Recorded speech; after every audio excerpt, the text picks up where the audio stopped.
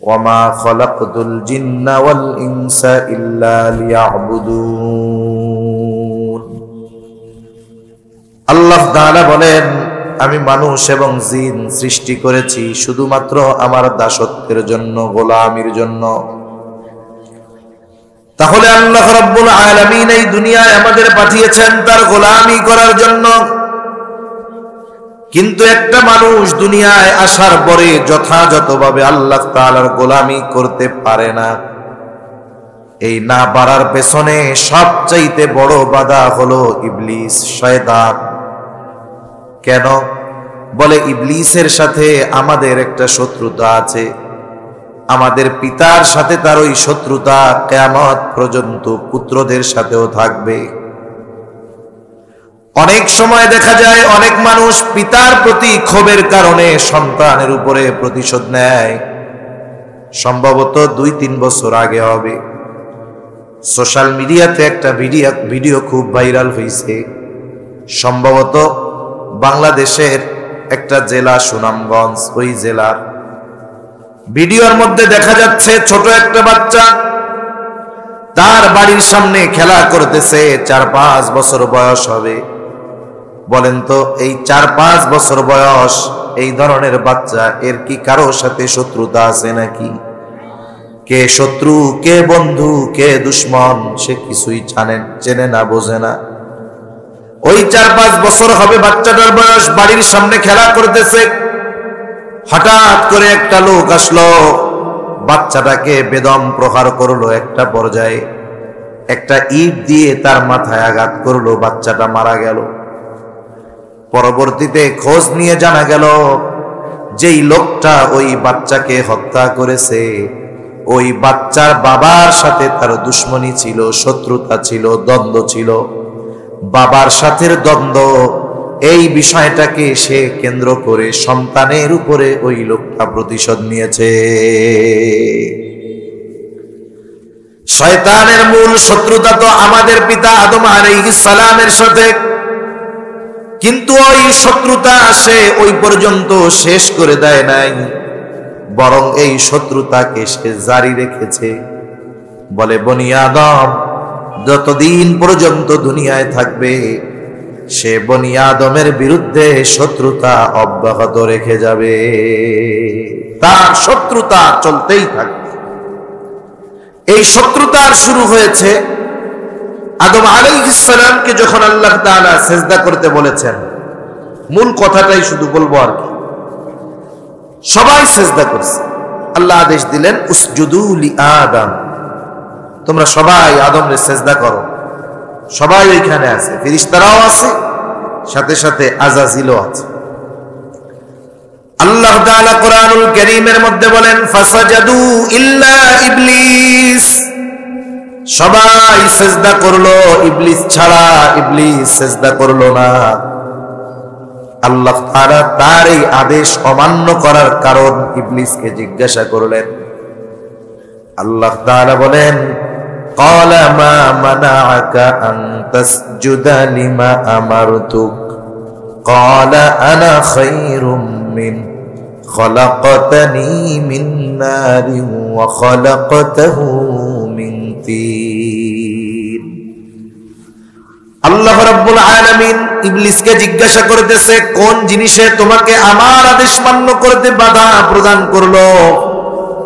ইবলিস এবার যুক্তি প্রদর্শন করে বলে, আনা খায়রুম মিন, আমি হলাম তার চাইতে ভালো। খলাকতানি মিন নার ওয়া খলাকতাহু মিন তিন, আপনি আমাকে বানিয়েছেন আগুন দিয়ে আর তাকে বানিয়েছেন মাটি দিয়ে। তার মানে সে যুক্তি দিল যে আমি তার চাইতে ভালো। ভালো কেন? বলে, আমাকে আগুন দিয়ে বানিয়েছেন, তাকে মাটি দিয়ে বানিয়েছেন। প্রত্যেকটা বস্তুর কিছু মৌলিক খাসলাত থাকে, বৈশিষ্ট্য থাকে। আগুনের অন্যতম বৈশিষ্ট্য হলো আগুন যেখানেই লাগুক না কেন কখনো নিচের দিকে যায় না, আগুন যায় উপরের দিকে। এই জন্য নিচে যখন আগুন লাগে উপরে ধোঁয়া দেখে বোঝা যায় নিচে আগুন আছে। আর মাটি আমি আপনি যত শক্তি দিয়ে উপরের দিকে নিক্ষেপ করি না কেন, মাটি উপরের দিকে থাকবে না, আবার সে নিচের দিকে চলে আসবে। তাহলে আগুনের বৈশিষ্ট্যগুলোর মধ্যে অন্যতম বৈশিষ্ট্য হলো আগুন হলো ঊর্ধ্বমুখী, আর মাটির বৈশিষ্ট্যগুলোর মধ্যে অন্যতম বৈশিষ্ট্য হলো যে মাটির গতি হলো নিম্নমুখী। ইবলিস বলতে চায় আমাকে বানিয়েছেন আগুন দিয়ে, আমার গতি হইল উপরের দিক। ওকে বানিয়েছেন মাটি দিয়ে, ওর গতি হলো নিচের দিক। এখন আমি হইলাম উপরের দিকে থাকা লোক, আমি কি ওই নিচের দিকে যাওয়া আদমরে সিজদা করব নাকি? এই দৃষ্টিকোণ থেকে আমি তার চাইতে উত্তম ভালো। আল্লাহ তাআলার কাছে যুক্তি পছন্দ হয় নাই। আর প্রকৃতপক্ষে রবের পক্ষ থেকে যখন কোনো আদেশ আসবে, প্রকৃত ঈমানদার সে কখনো যুক্তির পেছনে পড়ে না, বরং আল্লাহ তাআলার আদেশ তার বুঝে আসুক আর না আসুক, প্রকৃত ঈমানদার আল্লাহ তাআলার আদেশ মেনে নেয়। যখন আল্লাহ তাআলার পক্ষ থেকে সুস্পষ্ট নির্দেশ কেন দিয়েছেন আল্লাহ, এই কেনর বুঝ আমার আপনার মধ্যে নাও থাকতে পারে। আমি আপনি যদি মনে করি মহাবিশ্বের এই গোটা সৃষ্টি সব কেনর জবাব আমি আপনি পেয়ে যাব, ওই কেনর জবাব পাওয়ার মতো ইলম জ্ঞান আল্লাহ আমাদের দেন না। এজন্য যেই মানুষেরা সব কিছুর পিছনে লজিক খুঁজে, এই মানুষগুলো এক সময় অনেক উচ্চ শিক্ষিত হলেও সে শয়তানের কাছে ধরা পড়ে যায়। এজন্য অনেকে হয়তো জানবেন, সম্প্রতি সময় আমরা অনেক দেখি যে একজন হাফেজ মাওলানা মুফতি, সেও দিন থেকে বিচ্যুত হয়ে গেছে, আছে না নাই?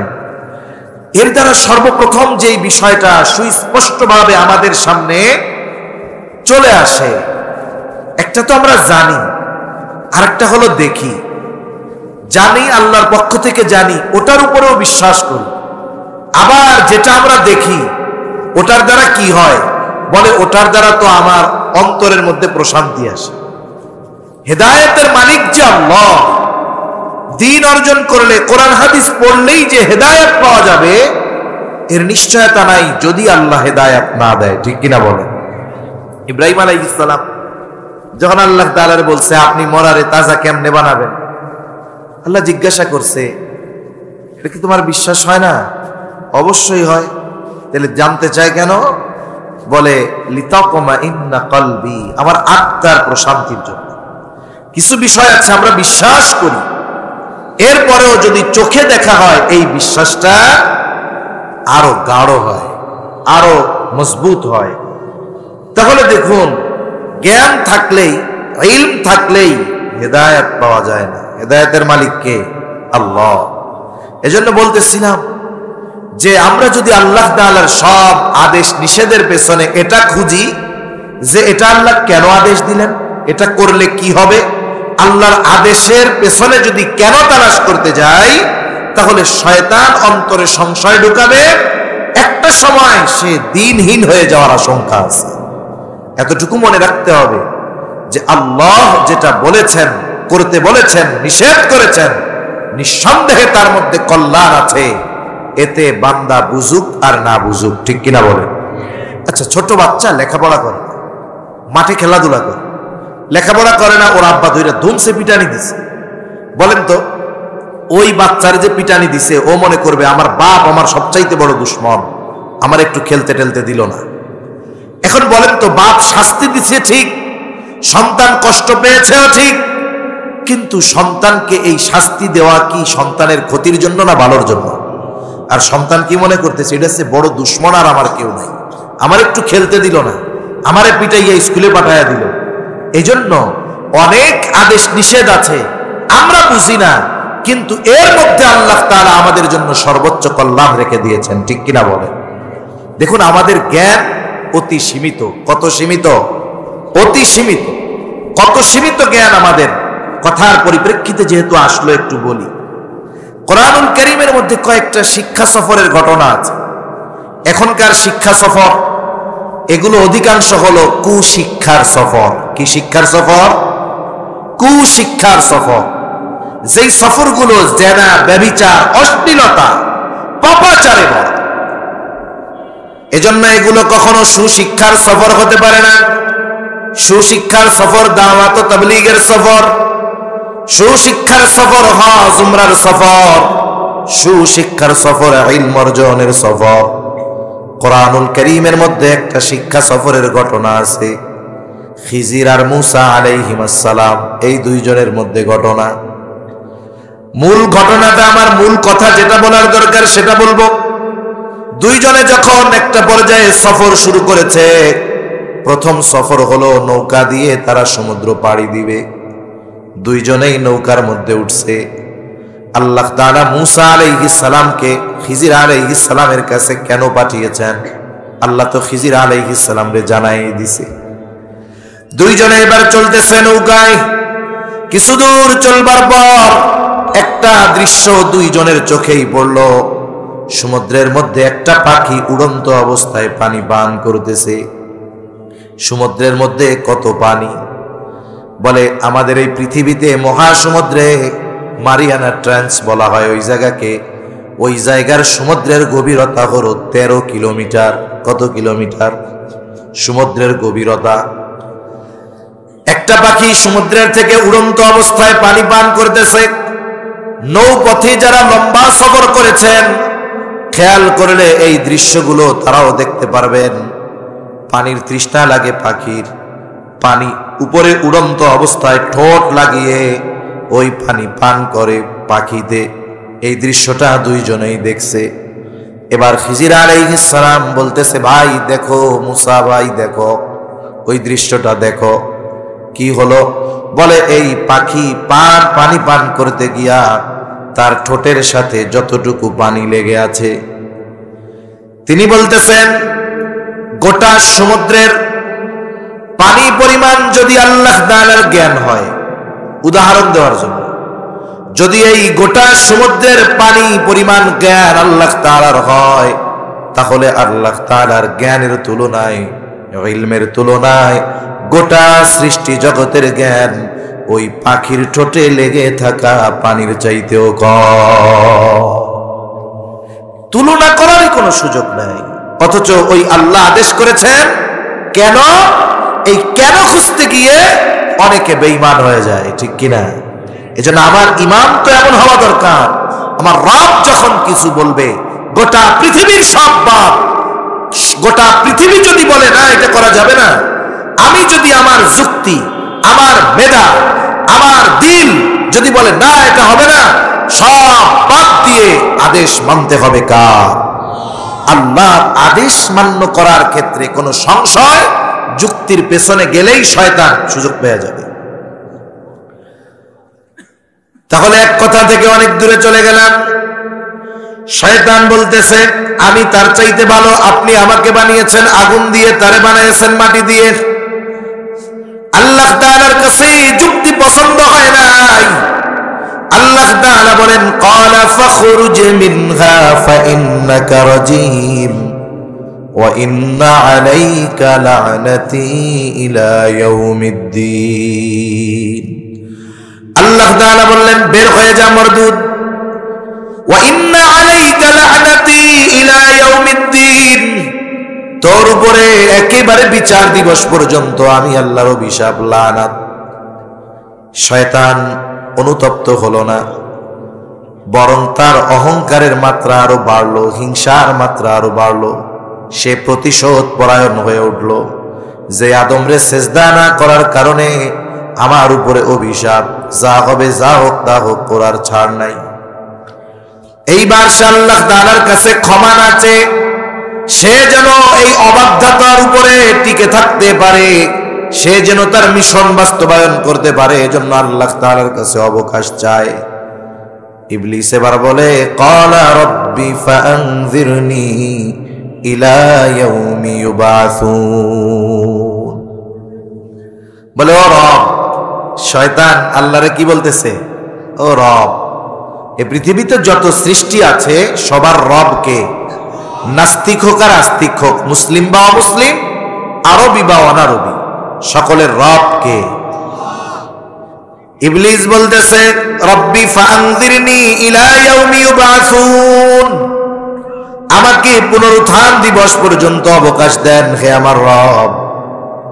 আল্লাহ তাআলা বলেন ক্বালা ফাইন্নাকা মিনাল মুনযিরিনা ইলা ইয়াউমিল ওয়াক্তিল মা'লুম, নির্দিষ্ট একটা মেয়াদকাল পর্যন্ত তোমারে অবকাশ দেওয়া হলো। তার মানে শয়তান আল্লাহ তাআলার কাছ থেকে এই নিশ্চয়তা পেল কিয়ামত পর্যন্ত তাকে তার অন্যায়ের কারণে পাকড়াও করা হবে না। এই নিশ্চয়তা শয়তান আল্লাহর কাছ থেকে নিয়েছে। সাথে সাথে আল্লাহ তাআলার কাছ থেকে কত পাওয়ার সে চেয়ে নিয়েছে। হাদিসের মধ্যে এসেছে নবীজি সাল্লাল্লাহু আলাইহি ওয়াসাল্লাম বলেন ইন্নাশ শাইতানা ইয়াজরি মাজরাদ দাম, শয়তান মানুষের রক্তের সাথে প্রবাহিত হতে পারে। এজন্য দেখবেন অনেক সময় গুনার কাজের ক্ষেত্রে রক্ত বেশি গরম হয়, ঠিক না? নবীরে গালি দিলে রক্ত, ইসলাম শান্তির ধর্ম, ঠান্ডা হন। যদি ইমানদার ইমানের দাবিতে প্রতিবাদ করে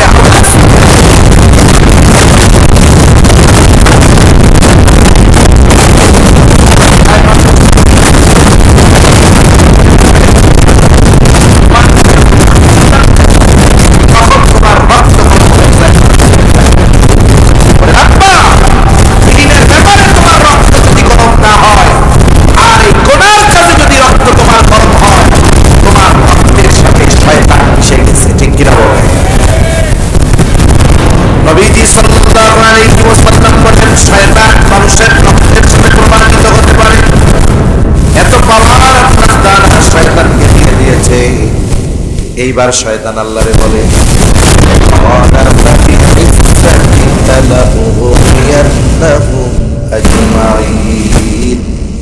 বলে আপনার ইজ্জতের কসম বনি আদম এদেরকে আমি পথভ্রষ্ট করে ফেলবো। এই জন্য আল্লাহ তাআলা আমাদেরকে পাঠিয়েছেন তার গোলামির জন্য, আর শয়তানের মিশন হলো আমাদেরকে দিয়ে আল্লাহর অবাধ্যতা করানো। তাহলে দুনিয়ায় এজন্য দল দুইটা, পৃথিবীর রাজনৈতিক দল কিন্তু মূল দল কুরআনুল কারীমে আল্লাহ জানিয়েছেন কয়টা? আল্লাহর দল আর শয়তানের দল। আল্লাহ পাঠিয়েছেন আমাদেরকে তার আনুগত্য করার জন্য, আর শয়তান চেষ্টা চালায় আমাদেরকে দিয়ে আল্লাহর অবাধ্যতা করানোর। এজন্য এই দুনিয়াতে আমাদের দ্বারা গোমরাহ শয়তানের ধোঁয়ায় পড়ে আমাদের আল্লাহর অবাধ্যতার কিছু কাজ হয়ে যেতে পারে, এটা স্বাভাবিক। হবে না তো ফেরেশতাদের, কিন্তু আমাদের দ্বারা হতে পারে। তবে বিষয় হলে ওর উপরে স্থির থাকা যাবে না, বরং অনুতপ্ততার সাথে আল্লাহর দিকে ফিরে আসবে। নবীজি সাল্লাল্লাহু আলাইহি ওয়াসাল্লাম বলেন কুল্লু বানি আদম খাত্তাউন ওয়া খায়রুল খাত্তাইন আত-তাওয়াবুন। নবী রাসূলগণ নিষ্পাপ, তারা ব্যতীত যত বনি আদম আছে সকলেই পাপী, কম বেশি হয়ে যায়। আমরা কেউ বলতে পারবো না আমার আপনার দ্বারা কোনো পাপ হয় নাই। এজন্য নবী বলেন কুল্লু বানি আদম খাত্তাউন, প্রত্যেকটাই বনি আদম পাপী। তবে উত্তম পাপী কে? বলে যে পাপের উপরে স্থির থাকে না, বরং তাওবা করে নেয়, পাপ থেকে ফিরে আসে, আল্লাহর কাছে মাফ চায়। এজন্য নবীজি বলেন ওয়া খায়রুল খাত্তাইন আত-তাওয়াবুন, উত্তম পাপী হলো সে পাপের উপরে স্থির না থেকে তাওবা করে। যে এক হাদিসের মধ্যে আসছে, তিরমিজির বর্ণনা, নবীজি সাল্লাল্লাহু আলাইহি ওয়াসাল্লাম বলেন যদি বনি আদম গুনাহ না করত, বনি আদমের দ্বারা যদি গুনাহ নাই হইত, ফেরেশতাই যদি হয়ে যায় গুনাহই করে, তাহলে আল্লাহ তাআলা আরেকটা জাতি বানাইতেন। কেন? বলে তারা গুনাহ করত, তবে গুনার উপরে স্থির থাকতো না, আল্লাহর কাছে মাফ চাইতো, আর আল্লাহ তাআলা তাদেরকে মাফ করে দিতে। আচ্ছা বলেন তো, গফুর, গফফার, রহিম, রহমান, ফেরেশতাদের ব্যাপারে আল্লাহর তো এগুলো হওয়ার দরকার নেই, কারণ তাদের তো পাপই নাই, ডিভাইস সেট করে দিছে, ওরা পাপ করতেই পারবে। ক্ষমা দরকার কার? বলে যার গুনাহ হবে তার। দয়া দরকার কার বেশি? বলে যার গুনাহ বেশি। এখন যদি বনি আদম গুনাহই না করে, তাইলে আল্লাহ তাআলা গফফার, মাফ করবেন কার? এজন্য আল্লাহ বলেন, নবীজি বলেন আর এক গ্রুপ আল্লাহ বানাইতেন, তারা গুনাহ করত, কিন্তু গুনার উপরে সে স্থির থাকতো না, বরং গুনার জন্য অনুতপ্ত হয়ে আল্লাহর কাছে মাপ চাইতো, আর আল্লাহ তাআলা তারে মাফ করে দিতেন। সুবহানাল্লাহ। আরো হাদিস বলা যায়। এই দুইটা হাদিস দ্বারা আমি যেটা বলতে চাচ্ছি যে দেখুন, বনি আদমের দ্বারা শয়তানের ধোকায় পড়ে আল্লাহর অবাধ্যতা, নাফরমানি, গুনাহ হতে পারে, এটা স্বাভাবিক। তবে ওই অবাধ্যতার উপরে স্থির থাকা এটা তার জন্য সমীচীন নয়। কারণ আমি আপনি যদি অন্যায় করি, পাপ করি, আর এই কারণে যদি আমার আপনার জাহান্নামে যাওয়া লাগে, এতে আল্লাহর কিন্তু কোনো ক্ষতি নাই। আবার আমি আপনি যদি জান্নাতে যাই, আল্লাহ তাআলার কোনো লাভ নাই। আমার আপনার মতো তুচ্ছ পানির সৃষ্টি মানুষ মৌলিকভাবে সৃষ্টি হলো মাটি থেকে, আমরা সৃষ্টি আদম আলাইহিস সালাম থেকে।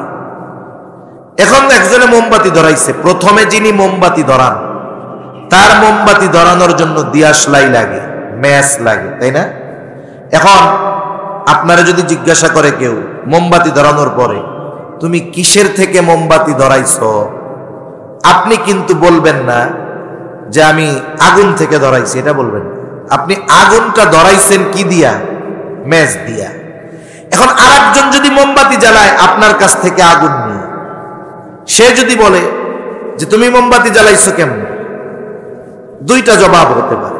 একটা হলো যে আমি ওই মোমবাতি থেকে এটা জ্বালাইছি, মানে আগুন থেকে আগুন পাইছি আমি। কিন্তু প্রথমজন এই আগুনটা পাইলো কোথার থেকে? দিয়াশলাই থেকে, পক্ষান্তরে দ্বিতীয়তে যে জ্বালাইছে তার জবাব দুটো হতে পারে, যে আগুন পাইছি দিয়াশলাই থেকে। আরেকটা জবাব হতে পারে আমি আগুন নিয়েছি ওই মোমবাতি থেকে। তাহলে কি হলো? আল্লাহ আমাদেরকে বানিয়েছেন মাটি থেকে, মৌলিকভাবে মানুষ মাটির সৃষ্টি, কোনো সন্দেহ নাই। এজন্য আল্লাহ তাআলা কোরআনুল কারীমের মধ্যে বলেছেন হুয়াল্লাযী খালাকাকুম মিন তুরাব। আবার আল্লাহ তাআলা বলেছেন খালাকাকুম মিন নুতফা, তোমাদেরকে আমি মাটি থেকে সৃষ্টি করেছি। আবার আল্লাহ তাআলা বলেন যে আমি তোমাদেরকে নুতফা থেকে সৃষ্টি করেছি। ওই যে আগুন জ্বালিয়েছে মোমবাতি থেকে বলুক আর ওই দিয়াশলাই থেকে বলুক, দুটোর মধ্যে কোনো পার্থক্য নাই। তবে আল্লাহ তাআলা একটা সিস্টেম করে দিয়েছেন। আদম আলাইহিস সালামকে বানিয়েছেন, এরপরে তার সহধর্মিণী জোড়াকে বানিয়ে দুনিয়াব্যাপী নারী পুরুষ বিস্তারের পদ্ধতি আল্লাহ তাআলা দিয়েছেন। নারী আর পুরুষের তুচ্ছ পানির মিশ্রণ থেকে আল্লাহ তাআলা মাতৃগর্ভে আমাদেরকে সৃষ্টি করেন, কিন্তু এটারও মৌলিক জিনিস মাটি। ওই কথা আর একটু বিস্তৃত ভাবে বোঝাতে গেলে সময় লেগে যাবে, এজন্য অধিকার না যাই। তা আমার আপনার মতো এই তুচ্ছ পানির সৃষ্টি মানুষ, যেই পানি গায়ে যদি লাগে নামাজ হবে না, না ধোয়া পর্যন্ত শরীর পবিত্র হবে না। কাপড়ে যদি লাগে ওই কাপড় পরিধান করে নামাজ হবে না। এই পানি থেকে বানানো মানুষ যদি আল্লাহ জাহান্নামে দিয়ে দেয়, জাহান্নামে যায়, আল্লাহ তাআলার কোনো ক্ষতি নাই। জান্নাতে গেলে আল্লাহ তাআলার কোনো লাভ নাই। অথচ বান্দার প্রতি আল্লাহ তাআলার কত দয়া, কত মায়া। কোন বান্দা যখন গুনার পথ থেকে ফিরে নেকের পথে আসে, জাহান্নামের পথ থেকে ফিরে জান্নাতের পথে আসে, খারাপ কাজ থেকে তাওবা করে ভালো কাজ করে, বলে আমার আপনার আত্মীয় স্বজন মা বাবা যত খুশি হয়, আল্লাহর কসম তার চাইতে যিনি বেশি খুশি হন তিনি কে? রাসূলুল্লাহ সাল্লাল্লাহু আলাইহি ওয়াসাল্লাম এক হাদিসের মধ্যে বলেন, উপমা দিচ্ছেন বান্দার প্রতি আল্লাহর দয়া মায়া কত। বান্দা যদি নেকের পথে আসে আল্লাহ কেমন খুশি হয়ে যায়। নবীজি বলেন, এক পথিক লম্বা সফর শুরু করেছে, উট বোঝাই তার খাবার পানি রসদ সব। মরুভূমির সফর, লম্বা পথ অতিক্রম করার পর পথিক ক্লান্ত হয়ে গেল। একটা জায়গায় তার উটটাকে বেঁধে উটের ছায়ায় আর গাছের ছায়ায় বিশ্রাম নিচ্ছে। ক্লান্ত দেহ ঘুমিয়ে গেছে। কিছু সময় পর ঘুম থেকে জাগ্রত হয়ে দেখে উট যেই জায়গায় বাঁধছিল উট নাই। লোকটা হতাশ হয়ে চারদিকে খোঁজা শুরু করলো। খুঁজতে খুঁজতে ক্লান্ত পথিক, উটের কোনো হদিস নাই, সন্ধান নাই। লোকটা চিন্তা করলো, হায় রে, আমার মরা ছাড়া আর কোনো পথ নাই। হয়তো আমি রাতের বেলায় কোনো হিংস্র প্রাণীর খাদ্য হয়ে যাব, অথবা খানা পানির অভাবে এই মরুভূমির মধ্যে আমার শরীর সমাধি হয়ে যাবে। তার মানে তার সামনে একটাই পথ, মৃত্যু। হয়তো হিংস্র কোনো জন্তুর খাবার খাওয়ার মাধ্যমে অথবা খাবার পানির অভাবে। লোকটা আবার হতাশ হৃদয়ে তার সেই জায়গায় ফিরে আসলো। বলেন তো এই সময়টাতে ওই লোকটার অবস্থা কেমন হবে? বলে পৃথিবীর মধ্যে ওই মুহূর্তে তার চাইতে দুঃখিত আর কেউ হবে না, তার চাইতে হতাশ আর কেউ হবে না। কেমন যেন সে নিশ্চিত মৃত্যুর জন্য অপেক্ষা করতেছে। সব অপেক্ষা সুখকর হয় না, কিছু অপেক্ষা হয় আনন্দের, আর কিছু অপেক্ষা হয় কষ্টের। এই লোকটার হৃদয়ে কত কষ্ট এটা ওই লোকটাই বুঝবে। হয়তো পৃথিবীর মধ্যে ওই সময় তার চাইতে মুসিবতে আর কেউ ছিল না। সূর্য ডুবে যাচ্ছে, সে নিশ্চিত মৃত্যুই তার শেষ ঠিকানা। সে যখন সর্বোচ্চ হতাশ, হঠাৎ সে তাকিয়ে দেখে দূর থেকে তার ওই উটটা রসদ সহ তার দিকে ফিরে আসতেছে। উট আসা মানে কেমন যেন সে জীবন ফিরে পেল। লোকটা এই দৃশ্য দেখে আমার মনে হয় ওই সময় পৃথিবীর মধ্যে সবচাইতে বেশি আনন্দিত ছিল ওই লোক। নবীজিও বলেন, যখন যে সে দেখলো ওই উট রসদ সহ তার দিকে ফিরে আসতেছে, লোকটা এই দৃশ্য দেখে এত খুশি হয়েছে, খুশিতে সে বাসা হারায় ফেলছে। অনেক সময় মানুষ খুশিতে কেঁদে দেয়, কেঁদে দেয় না, খুশিতে কান্না করে দেয়। আবার অনেক সময় খুশিতে কি বলবে, বাসা হারায় ফেলে।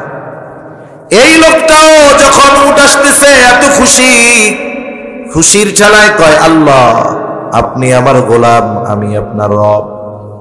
মানে খুশিতে ভাষা হারায় ফেলছে। নবীজি সাল্লাল্লাহু আলাইহি ওয়াসাল্লাম বলেন, ওই লোকটা তার হারানো উট ফিরে পেয়ে যত খুশি হয়, কোন বান্দা যদি পাপের পথ ছেড়ে আল্লাহর দিকে ফিরে আসে, ওই হারানো ব্যক্তি, উট খুঁজে পাওয়া ব্যক্তি যত খুশি হয়, তার চাইতে বেশি খুশি আল্লাহ তাআলা হয়ে যায়। তার মানে আপনি দুনিয়ার নেতারে খুশি করার জন্য কত কিছু করেন, আর আমি আপনি যদি নেকের কাজ করি, গোনাহ হইছে হোক, কিন্তু যদি গোনাহ থেকে ফিরে আসি, আল্লাহ কত খুশি হয়ে যায়। অথচ দুনিয়ার মানুষকে খুশি করার জন্য আমরা কত কিছু করি, তাই না? অথচ আল্লাহরে খুশি করা যায় কত সহজ। দুনিয়ার মানুষকে আপনি খুশি করতে পারবেন না। কোন মানুষ আর একটা মানুষকে পরিপূর্ণ পরিতৃপ্তি দিতে পারে না। বনি আদমের পেট ভরানো এত সহজ না। নবীজি বলেন, বনি আদমরে যদি এক জমিন স্বর্ণ দেওয়া হয়, ওইটা পাওয়ার পরে আর একটা হইলে ভালো হইতো। বনি আদমের পেট কবরের মাটি ছাড়া পড়বে না। অথচ আমরা যদি একটু গুনাহ থেকে ফিরে আল্লাহর দিকে আসি, আল্লাহ খুশি হয়ে যায়। সুবহানাল্লাহ। অথচ আমি আপনি জান্নাতে যাই, জাহান্নামে যাই, আল্লাহর লাভও নাই ক্ষতিও নেই। আল্লাহ খুশি হয় কেন? আল্লাহ যে আমাকে আপনাকে সবচেয়ে বেশি ভালোবাসে, আমার আপনার প্রতি যে আল্লাহর দয়া সবচাইতে বেশি। মা বাবার দয়া বেশি না আল্লাহর দয়া বেশি? কত দয়া আল্লাহ তাআলার বান্দার প্রতি, বান্দার জন্য আল্লাহর কত দয়া। সহিহ মুসলিমের হাদিস, আবু হুরায়রা রাদিয়াল্লাহু তাআলা আনহু থেকে বর্ণিত, নবীজি সাল্লাল্লাহু আলাইহি ওয়াসাল্লাম বলেন, ইন্না লিল্লাহি মিআতা রাহমাহ আনসালা মিনহা রাহমাতান ওয়াহিদাতান বাইনাল জিন্নি ওয়াল ইনসি ওয়াল বাহাইমি ওয়াল গাওয়াম। নবীজি সাল্লাল্লাহু আলাইহি ওয়াসাল্লাম বলেন, আল্লাহ তাআলার নিকট 100 ভাগ রহমত আছে। কত ভাগ রহমত? আনসালা মিনহা রাহমাতান ওয়াহিদাতান, ওই 100 ভাগ রহমত থেকে 1 ভাগ রহমত আল্লাহ তাআলা গোটা জিন জাতির মধ্যে, গোটা মানব জাতির মধ্যে, গোটা চতুষ্পদ জানোয়ারের মধ্যে, কীট পতঙ্গের মধ্যে, এক কথায় গোটা সৃষ্টি জগতের সবার মধ্যে আল্লাহ তাআলা রহমত বন্টন করেছেন। কয় ভাগ? জোরে বলেন। ওই 1 ভাগের কিছু অংশ পেয়েছে আমার আপনার নবী। আমার আপনার নবী ওই 1 ভাগের কিছু রহমত হয়ে গেছেন রহমাতুল লিল আলামিন। সুবহানাল্লাহ। আল্লাহ হলেন রব্বুল আলামিন, আর আল্লাহর কাছ থেকে কিছু রহমত পেয়ে আমার আপনার নবী হয়ে গেছেন রহমাতুল লিল আলামিন। আরে দয়া রহমত শুধু মানুষের মধ্যে নয়, বলে বিষধর প্রাণী বলেন, হিংস্র প্রাণী বলেন, সকল প্রাণীর মধ্যে দয়া মায়া আছে না নাই? কুকুরের মধ্যে দয়া আছে, সাপের মধ্যে দয়া আছে, বাঘ সিংহর অন্তরেও দয়া আছে, পিঁপড়ার মধ্যেও দয়া মায়া আছে। একটা কুকুররে যদি মনিব কয়েক বেলা খাবার দেয়, দেখবেন ওই কুকুর মনিবের পেছনে ঘোরে, একা একা কোথাও গেলে তার পিছে পিছে যায়। আরে মায়ার কারণেই তো অনেকে জঙ্গলের হিংস্র প্রাণী বাঘ সিংহকেও পোষ মানায় ফেলে। বলে যদি ওই প্রাণীর অন্তরে মায়া না থাকতো, ও কখনো মানুষের পোষ মানত না। তাহলে দেখেন গোটা সৃষ্টি জগতের মধ্যে আল্লাহ দয়া মায়া দিয়েছেন কয় ভাগ? আল্লাহর কাছে বাকি আছে কত ভাগ? জোরে বলেন। নবীজি সাল্লাল্লাহু আলাইহি ওয়াসাল্লাম বলেন, আখরাল্লাহু লাহু 99 রাহমা। আল্লাহ তাআলার নিকট আছে 99 ভাগ দয়া রহমত। আল্লাহ তাআলা এগুলো রেখে দিয়েছেন কেন? আল্লাহর নবী বলেন, ইয়াগফিরু বিহি ইবাদাহু ইয়াউমাল কিয়ামাহ। আর এক বর্ণনায় আসছে ইয়ারহামু বিহি ইবাদাহু ইয়াউমাল কিয়ামাহ। এই 99 ভাগ দয়া রহমত দিয়ে আল্লাহ তাআলা কিয়ামতের দিন তার গুনাহগার বান্দাদের মাফ করে দিবে। কত দয়া মায়া আল্লাহ তাআলা! এই আল্লাহ তো 100 খুন করছে, তারেও আল্লাহ মাফ করছে। 100 খুন করছে, তারও তাওবা আল্লাহ কবুল করছে। সুবহান।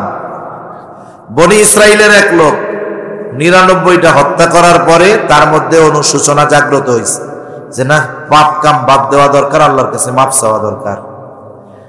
সে তার এলাকার মানুষকে বলে, আমাকে সবচাইতে বড় বিজ্ঞ ব্যক্তির সন্ধান দাও। মানুষেরা তাকে একজন খ্রিস্টান সন্ন্যাসীর খবর জানায় দিল।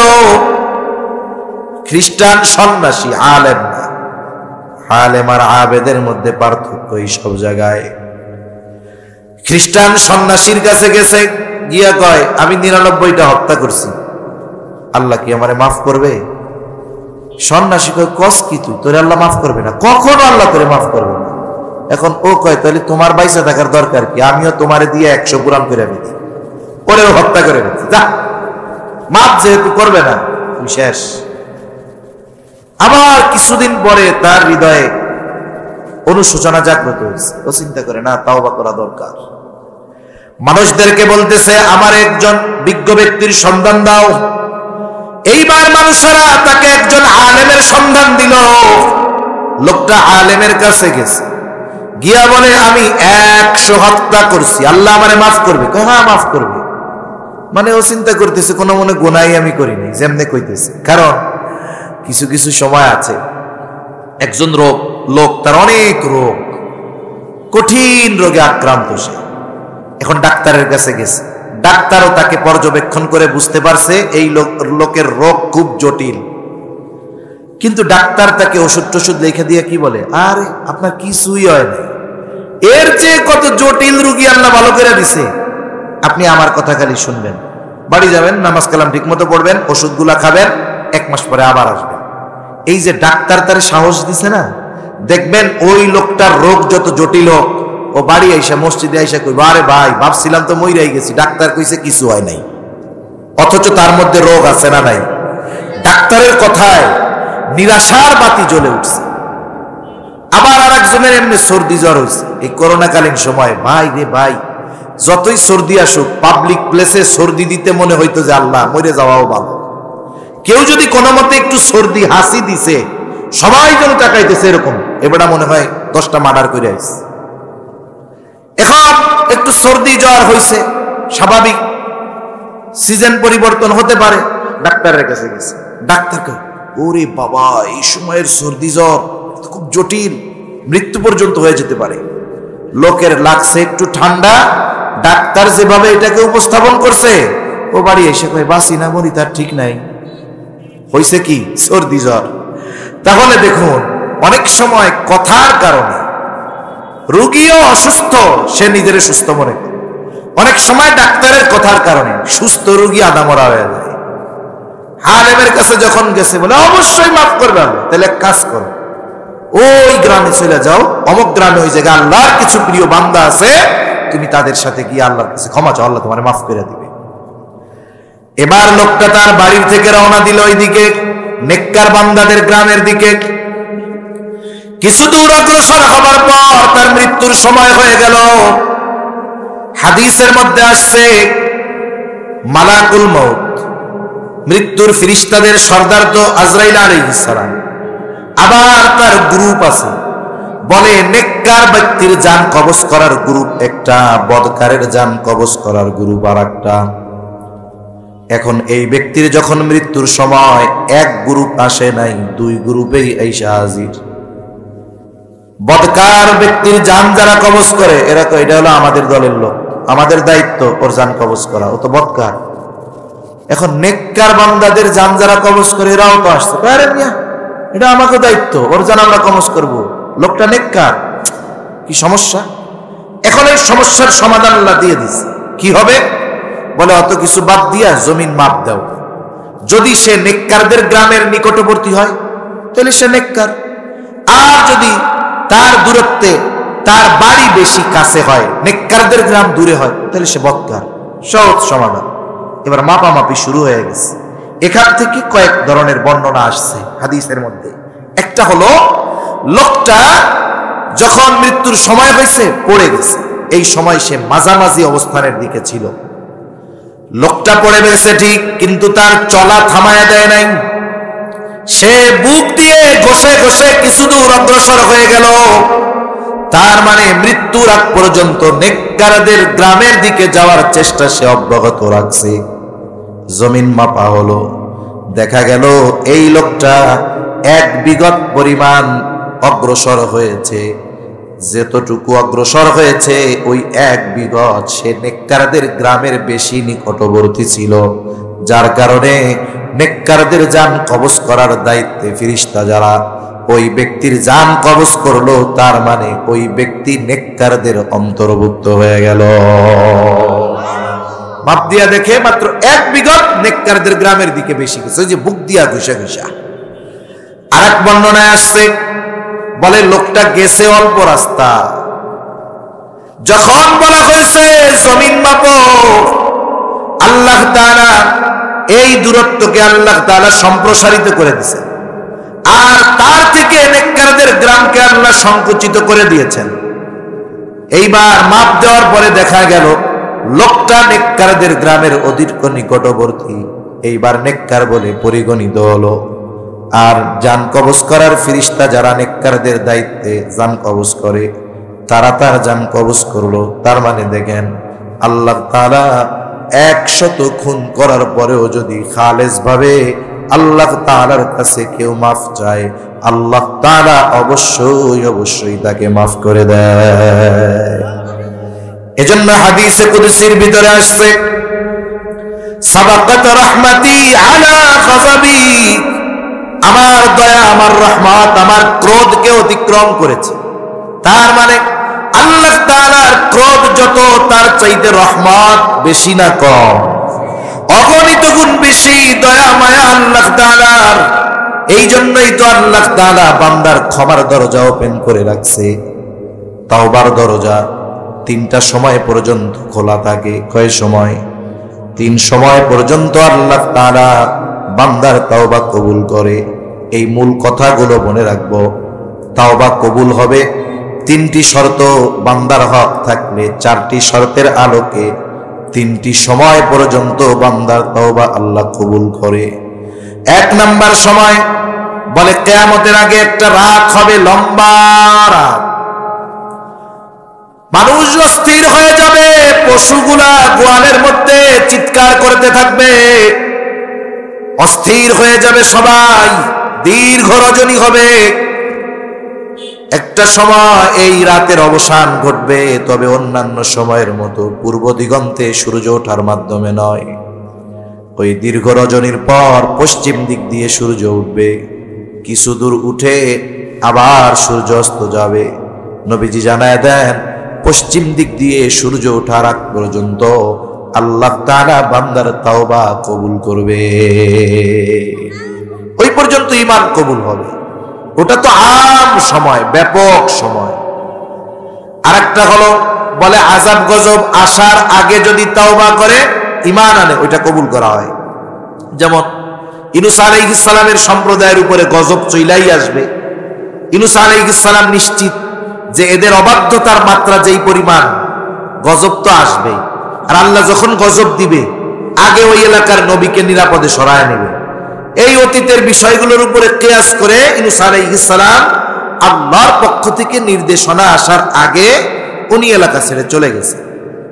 যেদিন গজব আসবে ওই দিন সকালবেলায় এলাকার মানুষ সবাই আসছে ইউনূস আলাইহিস সালামের বাড়িতে। গজব আসবে আজকে, ওরা তো ঠাট্টা মশকরা আরো বাড়ায় দিছে। যখন বলছে 3 দিন পরে আযাব আসবে আল্লাহর পক্ষ থেকে, ওদের অবাধ্যতা আরো বাড়ছে। এখন কি হলো, ওরা আয়েশা বাড়িতে দেখে ইউনূস আলাইহিস সালাম নাই।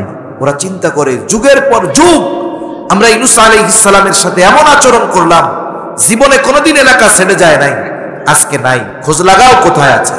আশেপাশে খুঁজা দেখে কোনো খবর নাই। এবার ওদের মধ্যে ভয় ঢুকছে, তাইলে মনে হয় সত্যই গজব আসবে। এবার তারা আল্লাহর কাছে ক্ষমা চাইছে, ঈমান আনছে। ঈমান আনার কারণে আসন্ন আযাব আল্লাহ তাআলা তাদের উপর থেকে উঠায় নিয়ে গেছে। কেন? আযাব তো আসবে কাফেরদের উপরে, কিন্তু আযাব আসার আগে এরা ঈমান এনেছে। তার মানে আযাব আসার জন্য যেটা দরকার ছিল এখন তো আর সেটা নাই, এজন্য আল্লাহ আযাব উঠাই দিছে, তাওবা কবুল করেছে। আবার পক্ষান্তরে ফেরাউনের অবস্থা দেখেন। ফেরাউন যখন লোহিত সাগরের মধ্যে হাবুডুবু খায়, ও বুঝতে পেরেছে আমার খোদাগিরি শেষ। আল্লাহ তাআলা কোরআনুল কারীমের মধ্যে বলেন, হাত্তা ইযা আদরাকাহুল গরাক ক্বালা আমানতু আন্নাহু লা ইলাহা ইল্লাল্লাযী আমানাত বিহি বানু ইসরাঈল ওয়া আনা মিনাল মুসলিমিন।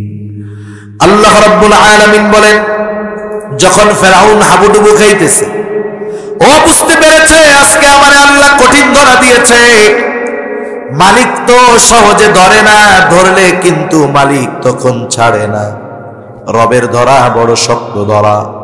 আল্লাহ তাআলা বলেন, ইন্না বাতশা রাব্বিকা লাশাদীদ, আপনার রবের পাকড়াও বড় কঠিন পাকড়াও। ফেরাউন এবার ঈমান আনার ঘোষণা দিয়েছে সুস্পষ্টভাবে, বলে আমানতু আন্নাহু লা ইলাহা ইল্লাল্লাযী আমানাত বিহি বানু ইসরাঈল, বলে আমি ঈমান আনলাম আল্লাহ ছাড়া কোনো ইলাহ নাই। বনি ইসরাইল যার উপরে ঈমান এনেছে আমিও তার উপরে ঈমান আনলাম। ওয়া আনা মিনাল মুসলিমিন, ও আল্লাহ আমি তো মুসলমানদের একজন, আমারে আর সুবনি দিয়েন না। আল্লাহ তাআলা বলে, আল আনা ওয়া ক্বাদ আসাইতা মিন ক্বাবলু ওয়া কুনতা মিনাল মুফসিদিন। জালেম নরম হয় ছাই যাওয়ার পর, ঠিক না? কতজন বিদেশে যায় ক্ষমা চাইতেছে, ভুল হয়ে গেছে মাফ করে দেন, কয় না এরকম? ওই এক চোররে ধরছে। বাংলাদেশ তো এমন দেশ, চুরি করে ভাইরাল হইলেও সে সেলিব্রিটি হয়ে যায়। আমি মাঝে মধ্যে বলি যে কথার কথা, কোন মাহফিলে যদি বক্তা না দাওয়াত দিয়া হিরো আলম আর সোরা সিদ্দিকরে দাওয়াত দেয়, ওই মাহফিল রেকর্ড করে ফেলবে। মানুষের রুচি কেমন, মানুষও ওদের মুখে ওয়াজ শোনার জন্য আসবে, আসবে না? আসবে। তা বলে ভুল হয়েছে মাফ করে দেন। এই নমনীয়তা যদি আগের থেকে জালেমদের মধ্যে থাকতো তাইলে তো আর সাইজ হওয়া লাগতো না, ঠিক কিনা বলেন? আল্লাহ বলেন এখনই মানাতেছ, এখন কাজ হবে না। ইতিপূর্বে তুমি নাফরমানি করেছো, জমিনে বিশৃঙ্খলা সৃষ্টি করেছো, এখন তুমি যত ঈমান আনার ঘোষণা দাও কাজ হবে না, কারণ আযাব চলে আসছে, তাওবা কবুল হবে না। আল্লাহ তাআলা ফিরআউনকে জানায় দেন, ফালইয়াউমা নুনাজ্জিকা বিবাদানিকা লিতাকুনা লিমান খালফাকা আয়া ওয়া ইন্না কাসীরাম মিনান নাসি আন আয়াতিনা লাগাফিলুন। আল্লাহ দানি তোমার দেহ নিশ্চিহ্ন হবে না, তুমি পচে গলে যাবা না, তোমার দেহ মাছে খাবে না, হাঙ্গরে খাবে না। কেন?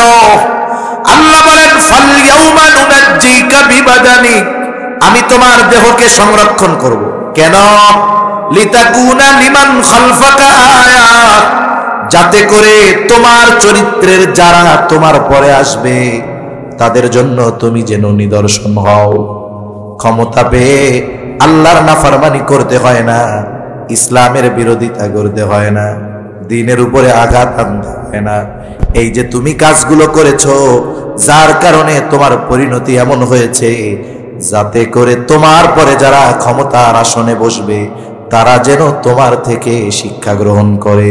এই জন্য আমি তোমাকে তাদের জন্য নিদর্শন হিসাবে সংরক্ষণ করব।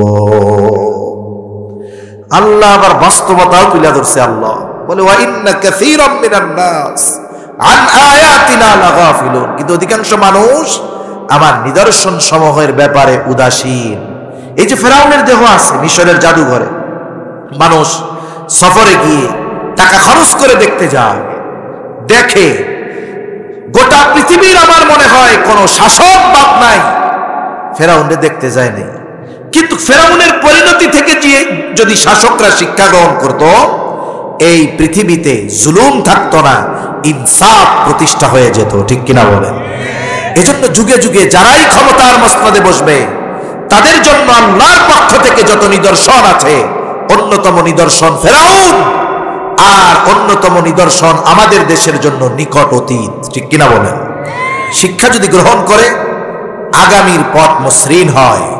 কেউ যদি শিক্ষা গ্রহণ না করে অতীত থেকে, তার আগামীর পথটাও কণ্টাকাকীর্ণ হয়ে যায়, কাঁটাযুক্ত হয়ে যায়, অমসৃণ হয়ে যায়। ঠিক কিনা?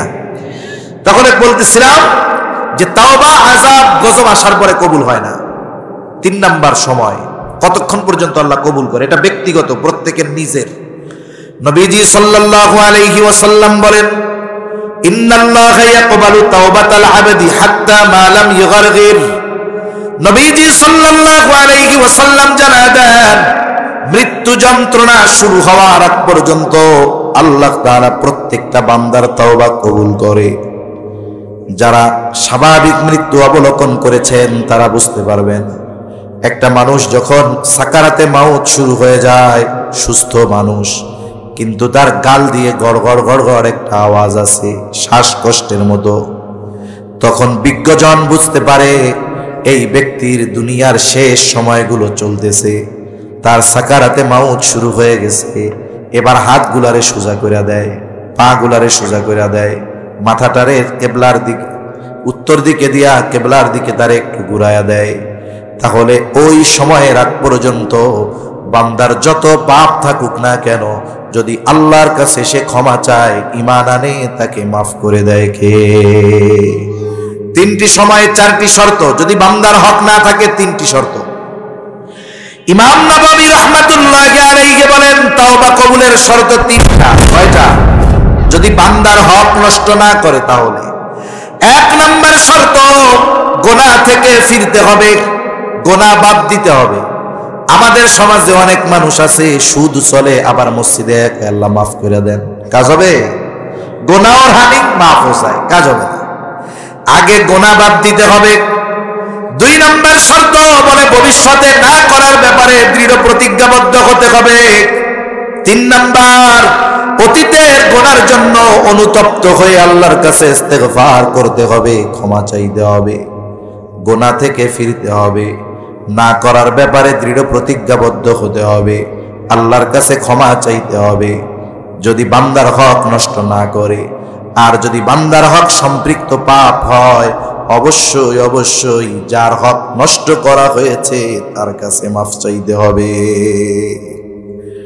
আমাদের দেশে অনেক মানুষ আছে যৌবনকালে পাওয়ার ক্ষমতা যখন ছিল, মাইন্ডসেটটা দখল মকল দিয়া ঢাকা শহরে 5টা বাড়ি, মার্কেট টার্কেট কইরা টইরা এখন বুড়া হয়ে গেছে। ওয়াজে শুনছে হজ করলে, হজ যদি কবুল হয়ে যায়, সে কেমন যেন কিভাবে ফিরে আসে, বলে রাজাকা ইয়াউমি ওয়ালাদাতহু উম্মু, কেমন যেন আজকেই মায়ের পেটেতে বেরিস, এমন নিষ্পাপ হয়ে যায়। টাকা পয়সা তো কম নাই, এই কাম আমি মাসে মাসে করতে পারবো। এবার বছরে বছরে হজে যায়, মাসে মাসে ওমরায় যায়, ও নফল ইবাদত চালাই দিছে। 1000 দানার তসবিহ একটা কিনে আনছে বাইতুল্লাহ থেকে, আগে মসজিদে ঢুকতো না, এখন মসজিদে বৈশা বাইরের হয় না, 1000 দানার তসবিহ নিয়ে খালি কয় আস্তাগফিরুল্লাহ আস্তাগফিরুল্লাহ আস্তাগফিরুল্লাহ, মাফ করে দেন মাফ করে দেন। বলেন তো ও যদি ওই 1000 দানার তসবিহ হাতে নিয়ে 1000 বছর হায়াত পায়, দৈনিক 1000 দানার তসবিহ যদি 1000 বার খতম দেয় আস্তাগফিরুল্লাহ বইলা, বান্দার হক যে নষ্ট করছে এই পাপ আল্লাহ মাফ করবে। এই সিস্টেমটা হলো কেমন? এই যে অনেক সময় কয় না, খায় কেডা আর মোটা হয় কেডা।